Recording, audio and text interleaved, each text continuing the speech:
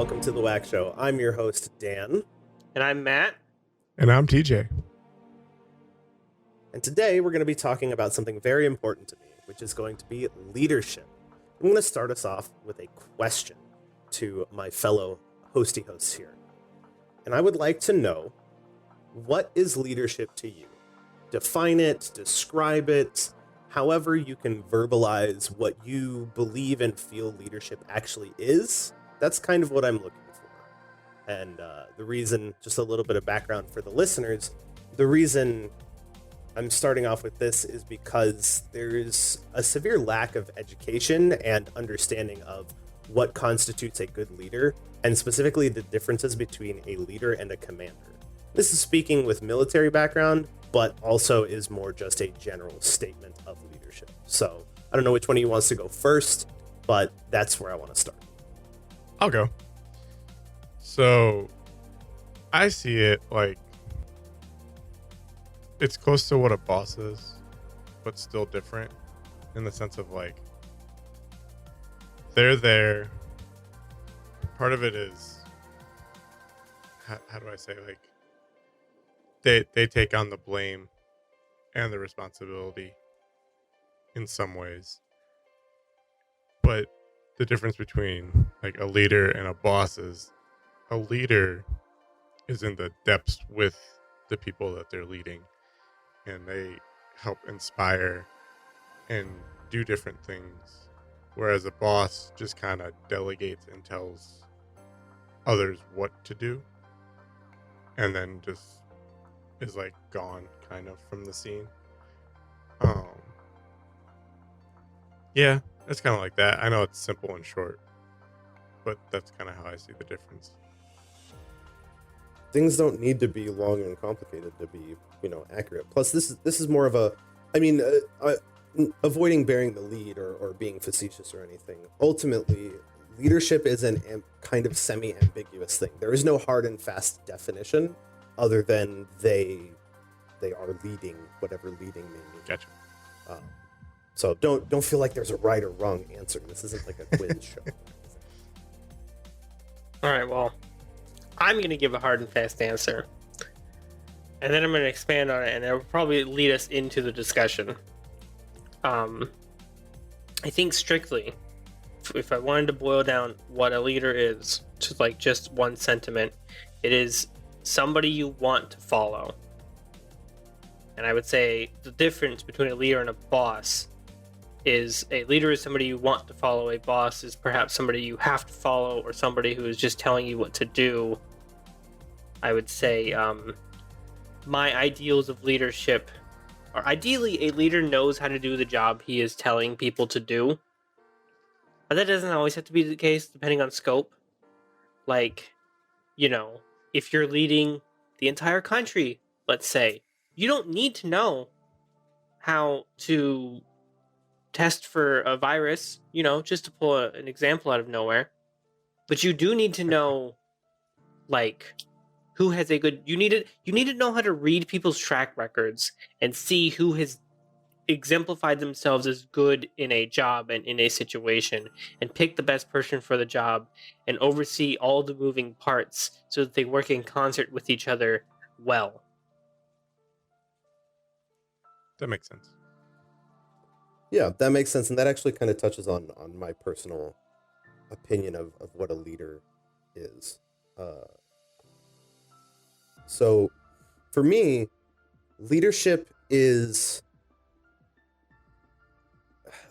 a lot of things. It's something that I can't really put into one kind of concise idea, but I think the closest thing is something I recently posted is leadership is never surrendering the initiative so your team can remain proactive, not making reactionary choices on everyone's behalf. So that, and you can tell that's got a lot of like military stank on the back end. But basically translating it to a more commonplace and applicable interpretation is a leader, someone who leads, is the person who is responsible for ensuring their team can do their jobs, whatever that job or whatever that task may be. And I'd like to point out, when I say team, you can be a team of yourself. You can lead yourself. And people don't understand that. When they hear leader and they think of leadership, they think of somebody paving the way for other people or somebody issuing orders to other people. Yeah. That's not the case. You know, does that make sense? Yeah, that makes sense. Yeah, you can absolutely lead yourself.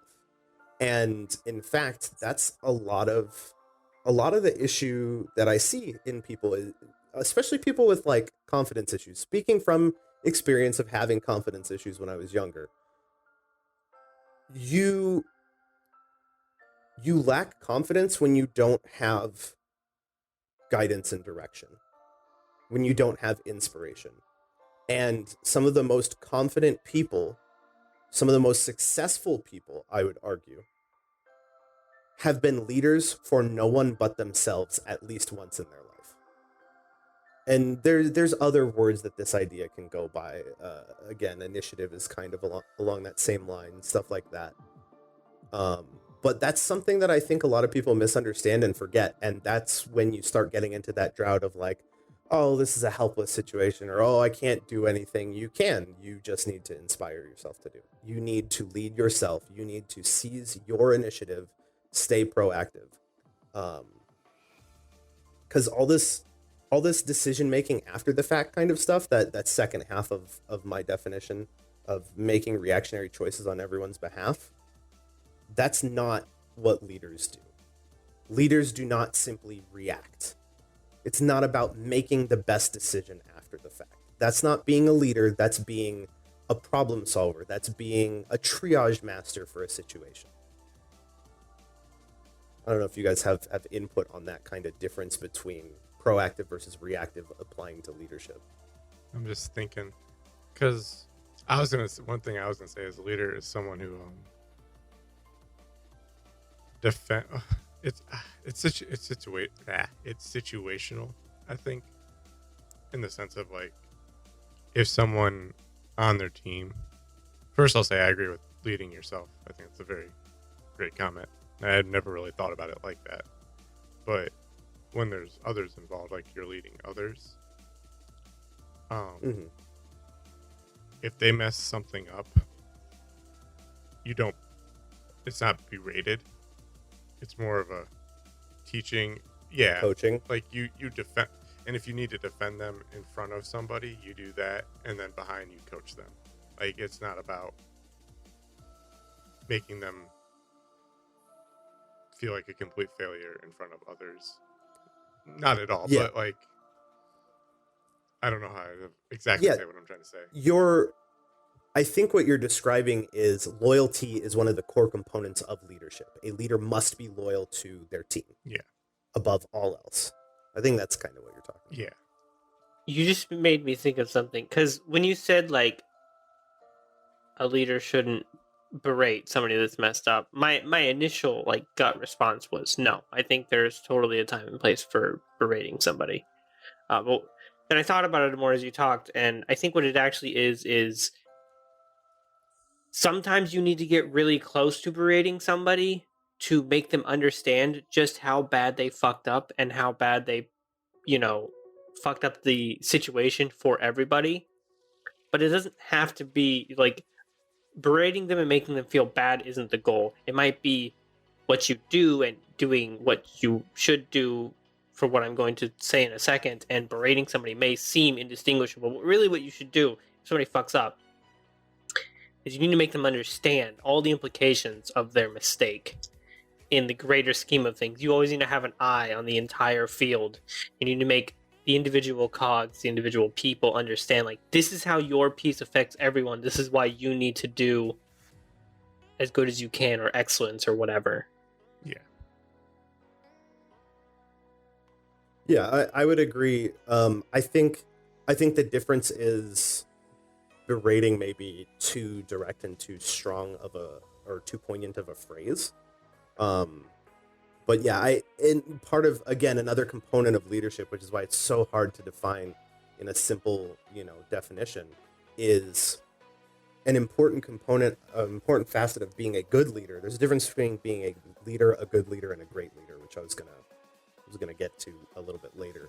But being a good leader involves exactly what Matt was just talking about, but also from the perspective of TJ, a good leader understands the kind of feedback each and every member of his team needs to grow. Yeah. Some people respond to near beration, as Matt explained, and some situations certainly call for it. Yeah. I agree with that. However, as someone who does not respond well and effectively shuts down to that kind of thing, my leaders in the past picked up on that and figured out I beat myself up enough kind of thing. So instead they take the more educational approach. They still, explain that I'm a piece of shit for fucking up. Of course. Like, that's still gonna be there. But they spin it in a way where it's, this is why you fucked up and this is how you're not gonna. And a leader that can recognize that should be the core of the argument, instead of, I can't believe you fucked up. This is awful. You can't do this again. Berate. Some people respond well to that. Type A personalities super respond well to that because they recognize it as a challenge. Whereas different personalities are going to be completely shut down or completely, it actually ties into an excellent short book about this kind of stuff. And it's more about like, what kind of worker are you? And it uses the analogy of a bus. There are basically 4, technically 5 different classifications of an employee. It's specifically what this book was about. And you have a driver, you have runners, you have walkers, and you have riders. And basically it talks about how each one of those needs to have specific kind of responses, which is exactly what we're talking about right now.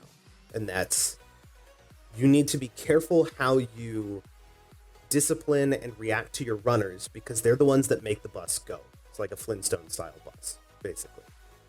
If you shoot them down too fast and too hard, they will stop running because they're just too worried about fucking up again.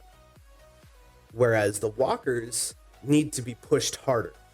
They need to be the ones that are kind of, pseudo berated and like explain, this is wrong. You need to be part of the team. You need to do this harder kind of thing. They're the ones that'll skim by and do just enough work. And then the riders are the people who are super sandbagging the whole fucking team. And those ones just need to be cut off. They need to be kicked off the bus.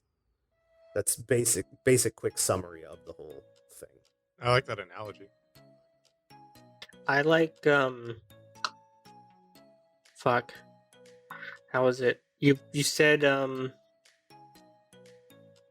sometimes a leader just needs to tell you how you messed up and how you're not going to do it again. And that made me think like just simply the way you put that, like, it's not that I'm not going to fuck up again, it's how I'm not going to fuck up again. But also there's that nugget of like, you're not going to mess up again. This is how you're going to do it, and it's not going to happen again. It's like, I don't know. It's just that very specific phrasing is inspiring a bit. Yeah, and that kind of phrasing, that concept, is why my definition of leadership is what it is because you are reacting for the sake of being proactive in the future. Even your reactions as a leader should target beating out issues before they happen. Even if it's already happened, like making sure it doesn't happen again is turning a reactionary approach into a proactive approach. It's saying, this has happened because you have to react. There's no such thing as being able to never have to react. That's impossible in today's day and age. But if you can turn it into something that's preventative, then that's where the true shine of a leader comes in. Is you're there not to make decisions, that is part of the situation, but that's what your team is there for. Your team needs to be empowered to make the decisions because you can't be everywhere. You can't be part of everything. And there's too many leaders out there trying to make every single fucking call for their team. and it's infuriating. You need to trust your team. You need to empower them to make their decisions for you, but you need to set them up for success. And that's what a leader is. A leader sets their people up for success. And too many leaders are worried about their own fucking success over their team's success. And that causes failures. And it is infuriating. Yeah. Yeah, it does. Or, I mean, I agree with you completely. I was just thinking about a situation I was in where I tried to do that, but then I got backstabbed, which sucked. Yeah. That's also the other rough part is I can't totally blame, leaders for not putting their team before themselves, because ultimately a leader is just a person as well, that if they can't trust their team, which there's been numerous worldwide examples of leaders not being able to trust their team to have their backs, it's natural to worry about that kind of stuff. So there's only so much blame that can be pointed on leaders. Which also, that brings up unless someone had a quick thing, I have a segue which ties back to Matt's definition. No, go for it. I was just gonna say that I think one of the keys to leaders and following leaders is just respect between both parties. Absolutely. Like, it's a really big component. Yeah, and that respect comes from understanding the strengths and weaknesses of each other and a lot of other factors. But yeah, if you have respect for each other and not just respect for the positions, then that's super valuable. But jumping back to, I think one of the components of Matt's definition, or maybe it was yours, TJ, of basically a leader is someone who takes responsibility and also is the one who gets blamed. Yeah. I think that was you, actually, TJ. Yeah. While that's a component of it, I don't think that's characteristic specifically of a leader. I think that actually falls under more of a commander, which commander and boss, I would say, are probably comparable or interchangeable. And the difference is a commander issues orders. A leader ensures success.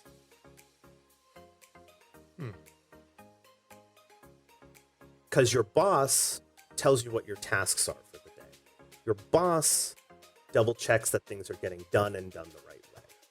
Your boss sends it up the chain of command to the next person, or sends it up to, the manager. Your team leader sends it up to the manager, and the manager sends it up, blah, blah, blah. That's a boss. That's a commander. They tell you what to do. They make sure it gets done, and they report how it was done and whether it got done at all. A leader is that same team leader, that same, team manager, however you want to describe it, is simultaneous. If they're good, they are simultaneously a commander and a leader, which ties into a little bit of Matt's description of, not only do they tell you what to do, they tell you how to do it, and they help you get it done right. Those last two components, ensuring success by helping you get it done right and setting you up for success by telling you how to do it, that's what makes a leader out of a commander.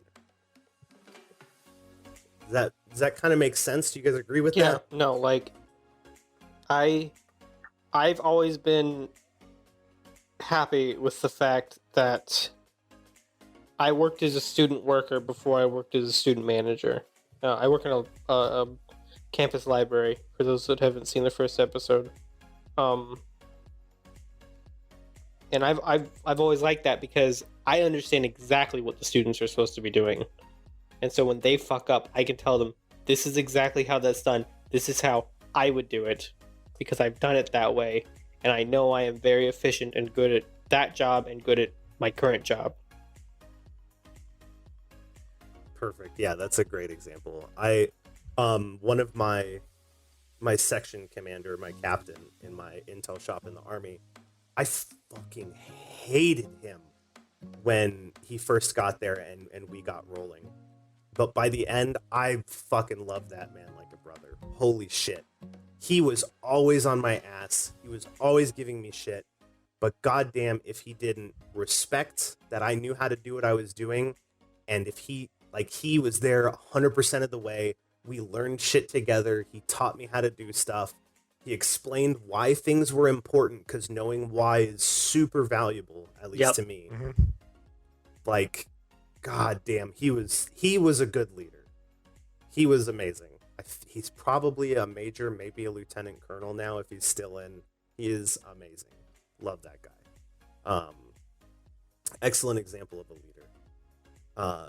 And he is what I would call a great leader, which will roll into, I wanted to describe the difference between a leader, a good leader, and a great leader.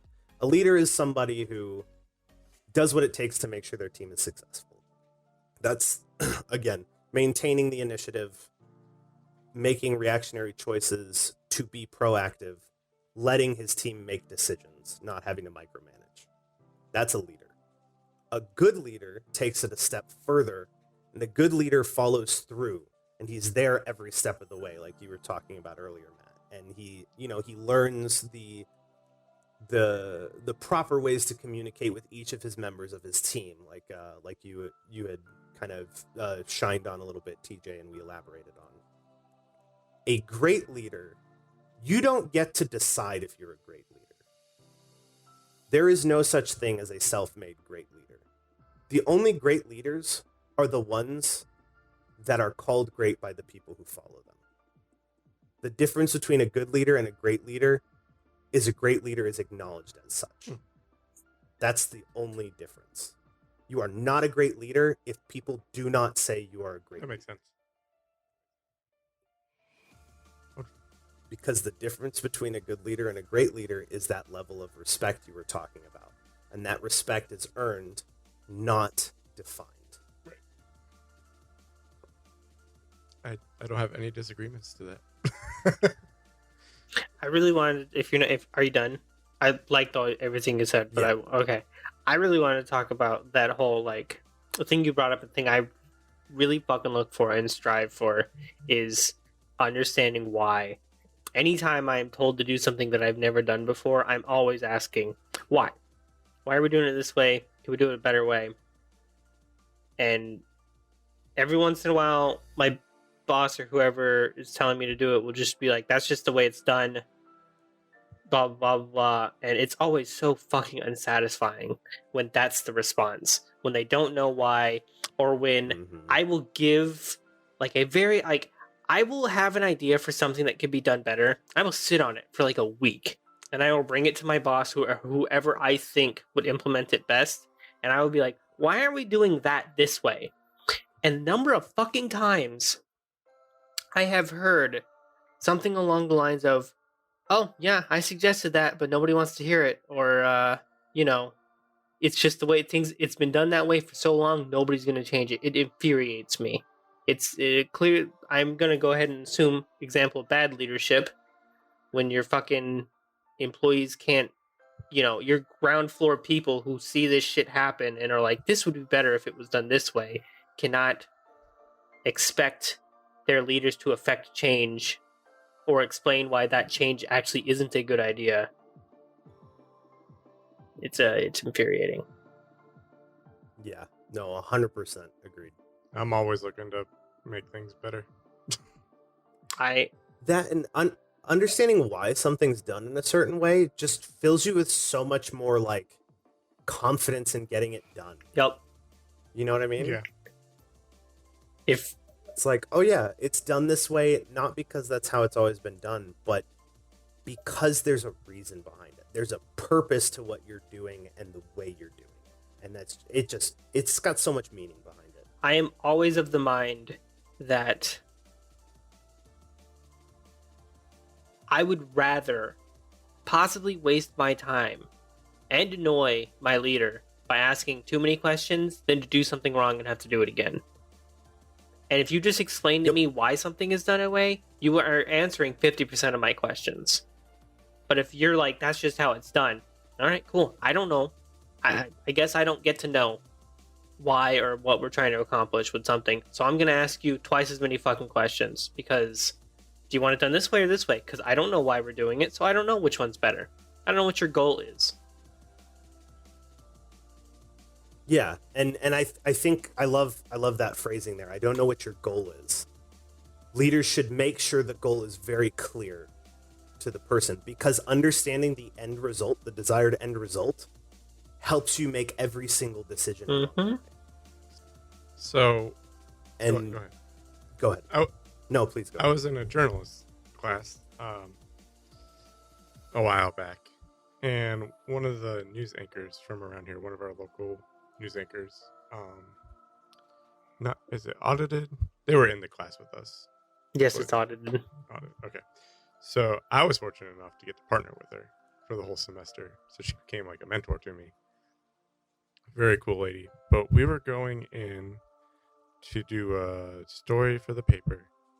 And one of the most memorable things she told me was anytime she goes into an interview or like just to go find out information, even if she knows some about it, she acts as if she knows nothing about that topic so that she's not afraid to ask any question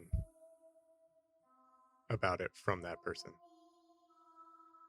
which I thought was really cool. That's actually really interesting, and it keeps you open to new information as well. That's actually really awesome. And it keeps you from assuming the wrong thing. Yeah, definitely. So yeah, that's always stuck with me. So I try to do that going in, not just like journalist stuff, but anything I do. Like, okay,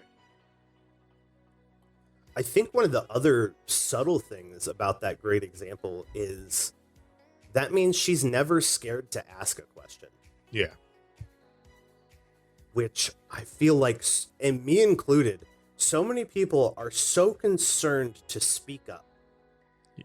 And it is getting to crippling levels.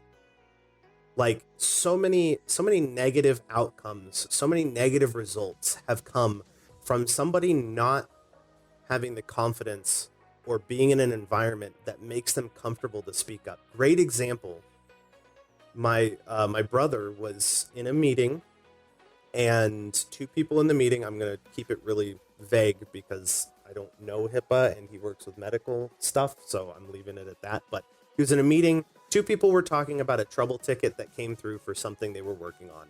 The guy who submitted the trouble ticket was in the fucking meeting call. And the two people just kept arguing about the ticket and what it meant instead of asking the guy who submitted the ticket.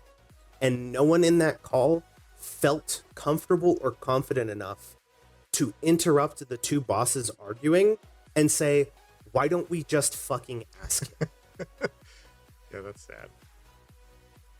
They wasted, I don't know how long the argument was. It was probably just a couple minutes, but realistically, we've all seen a scenario similar to that where fucking hours of time was wasted working on the wrong shit because the one guy who was probably low on the totem pole did not have the confidence or felt comfortable enough to simply speak the simple logic that would have fixed the emotionally charged problem. Yeah. And that's a sign of bad leadership. If your people can't come to you with solutions and don't feel comfortable being told, no, that's not a good solution, and here is why, then you're fucking up. You need to fix your leadership skill. And no one's a perfect leader. Hell no, there's no such thing as a perfect leader. But you can sure as hell do everything you can to improve as a leader. And that's number one. Figure out why your team isn't comfortable with saying, this isn't right, or here's a better answer, or why don't we just do this? Be ready to explain to them why. That goes back to our last point of explain why it's done that way, or explain why that's not a good idea. But if they aren't coming to you with that, you need to reevaluate your leadership. And I'll flip it just a little bit. I completely agree with you. I'll flip, not really flip, but for the non-leader position person, if you Follower? if you take your idea to them and they ultimately say no, don't feel bad and don't be afraid to continue to ask questions. That's a great point. Yeah, don't feel like your pee-pee got stepped on, y'all. It happens. Just let it go and have another idea ready. Like, it happened. That's a fucking great point. Yeah. It leads into the backstabbing that kind of happened with me and I had said no to a couple things, and it completely upset them and turned it almost into like middle school level stuff. Yeah, don't be a fucking snowflake. Yeah. And it was just, Or, just a child. because sometimes from leader to follow, it's just difference of opinion on whatever that specific topic is for that thing. And sometimes neither person is right or wrong. It just is. So that's what I mean. You just got to take back and be like, all right, is what it is. Yeah, I would love to know, looking back on it now, do you feel like maybe if you had explained it or explained why you made your choices better to that person, you think maybe they would have not taken it so poorly? No. Oh, that's just them? Okay. Oh, because I was even... I mean, that's fair, that happens. Even before stuff blew up, I was like... I had said no, I'm like, give my option a try, because we were debating on what to do. Like, give my option a try, and if it doesn't work, then we'll try your way. But even with that, they wanted nothing to do with it. I mean, yeah.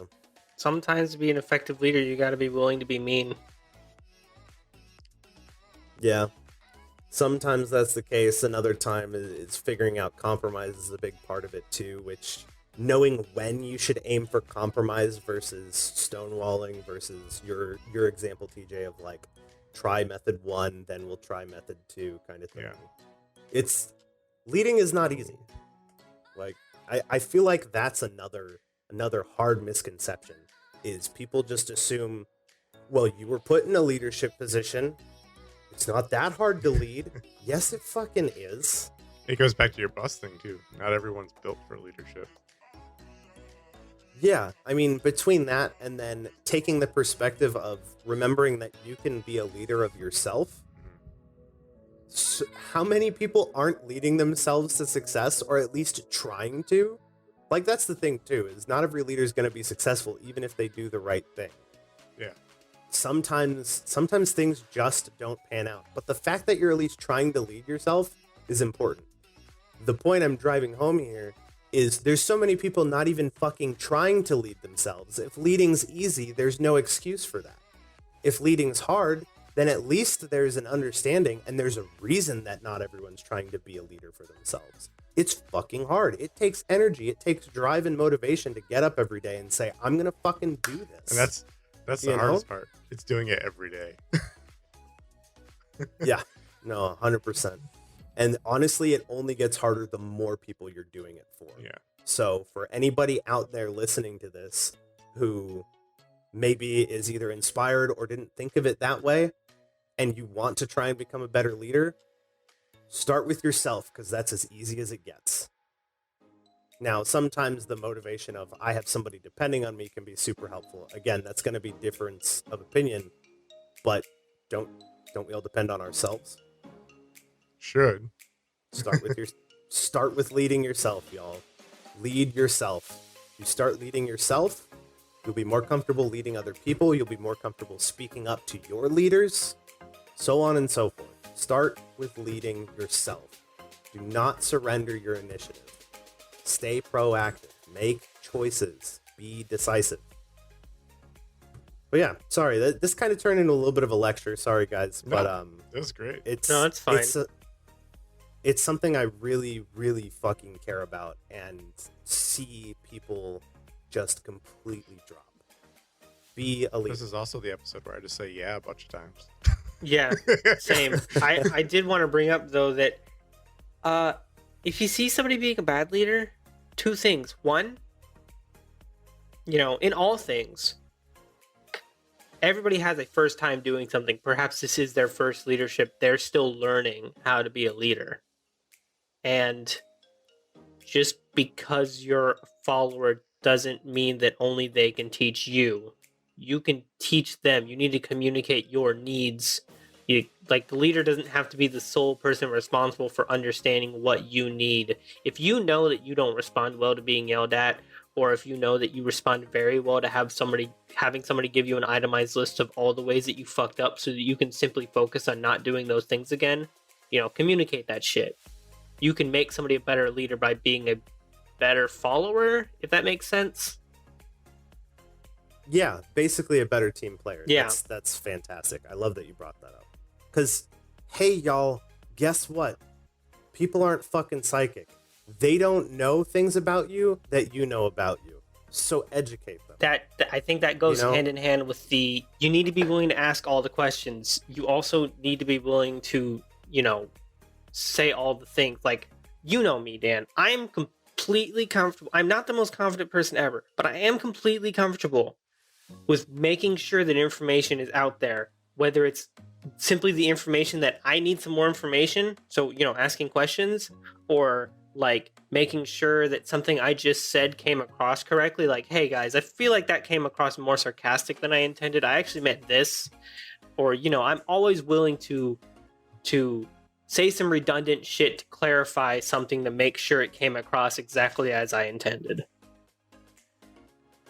Yeah, exactly. And that's great, because I think this will be a great, wrapping up point, leaving it with this. Again, a little bit of military knowledge that is totally applicable to everyday life. And I tell my brother this, I don't know how many times in a week. But there is a saying that I thought was dumb as shit when I started, but damn do I hold it dear to my heart now. Slow is smooth, smooth is fast. Do it right the first fucking time, because if you try to do it quick and fuck it up, you're just going to waste more time doing it again and again till it's right than you would have if you just did it right the first time, even if it was slower. I love the idea that over saying that 7,000 times to whoever you say it to, you can simply abbreviate it to, hey, just remember, slow is fast. Yeah, basically, more or less. I'm going to fucking remember that shit.